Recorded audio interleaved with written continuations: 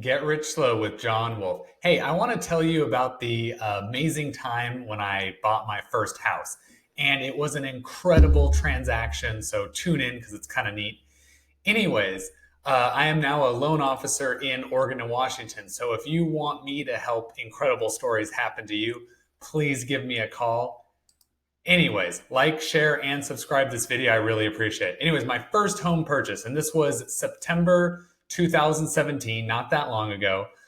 It was really crazy. So through a friend of a friend, I found a house that was in really sorry shape. The previous owner had suffered a severe medical issue, and the house was heading towards foreclosure. And what's really, really worse is the house was in terrible repair. There were non-paying renters inside of it. It had rats, hoarders, floor to ceiling, and also the roof had failed. So like the ceiling was gone in a couple rooms. And it's a lath and plaster home. So if you're not familiar, modern drywall, if you just get it decently wet, it'll start coming off of the ceiling. Lath and plaster is tough stuff. It takes a lot of time and water to do that. Anyways, so what was so incredible about it?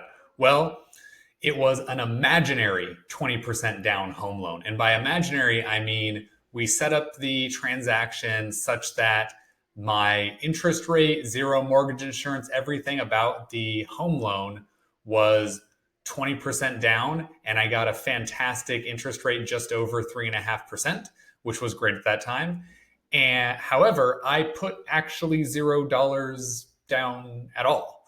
And what's even better is that I immediately got a home equity line to absorb the other 15% that was available. And then I used that cash to fix up the house. So let me describe that a little bit, but I'm not going to go into precise detail because things could go very badly for you if you attempt this and you don't do it correctly or it doesn't turn out well. So I don't want to lead somebody down a path that could be disaster. If you want help doing that yourself and you think you have a situation a little bit similar to what I describe, please feel free to reach out to me and I'll talk to you about the risks and benefits and if it's something you could actually do in your circumstance or how to find that circumstance. Anyways, so me and the owner negotiated a price that, he could live with and I could live with. It was certainly a heck of a lot better than anything he was going to get out of a foreclosure.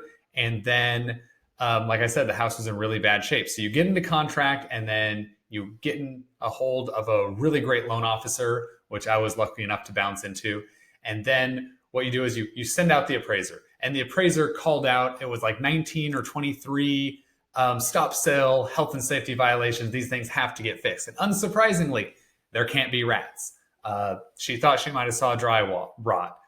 There has to be ceilings in every room, so there's something wrong with the roof. And also there's stuff like, electrical wires sticking out of the walls, several broken windows. And the way you go about dealing with that situation is for all the small stuff, smoke detectors, hot water heater needs straps. You just do all the small things, like before it's your house, if you're trying to do one of these crazy transactions. So, I put glass in a couple windows myself and put straps on the water heater and use double-sided tape, one of my favorite tricks, to put fire alarms everywhere there needs to be fire alarms. And then where there's outlets or when there's wires just sticking out of the wall, just kind of like coil it back, shove it in there. And again, double-sided tape with a clear outlet cover. And again, I'm coming back after it's my house to really fix all these things. Don't worry. But, do that. And then for those big items, the ceiling, the roof, the rats, the dry rot, I went out and I contacted subcontractors for all of those things and got, written bids. And then we were able to take those written bids to the lender. Since the house is in really bad shape, it appraised for a heck of a lot more than what our agreed purchase price was. There was $100,000 plus in between there. So what we were able to do is set aside, it was actually 150% of all those bids added together so that the work could get done. And we did what's called a lender holdback, where the transaction closes, the loan money goes to title, but the lender actually holds back the amount of money, 150% of the amount of money necessary to do the work. I got that work done over a few months. It took a lot longer than I wanted to, especially for the roof. The roof is what slowed us down. And then, they did that. I think all of the work got done for like within $1,000 of the total bid. And then that extra 50% went to the seller. Totally happy with it. I'm not trying to, take any of that guy's money away. So I'm glad it all worked out and he was able to get almost 100% of what he was hoping to get. And that's fantastic. And also, if you're going to try to be in business, if you're going to do property transactions, if you think you're going to have more than one transaction in your life, treat the other side of your transaction super, super well, including after the transaction's over, because that's what's going to make other people want to work with you in the future. And you get rich over time by having lots and lots of consensual transactions, not by making it huge in any one transaction. So anyways, I'm now in this house. I know I don't have the trim done in this room, but anyways, I think that all in with the way it's sitting now, I'm something like $270,000 or $275,000 in, and I have since got a new home equity line, which I've actually used to help myself buy a fourplex. But the house was recently reappraised at $480,000. So this went very well. I did have to go miles further than most people would be comfortable. I spent time and labor and some materials fixing up a house that wasn't mine yet to get it passed. I did take possession of a house that was, floor to ceilings, hoarder stuff filled with rats.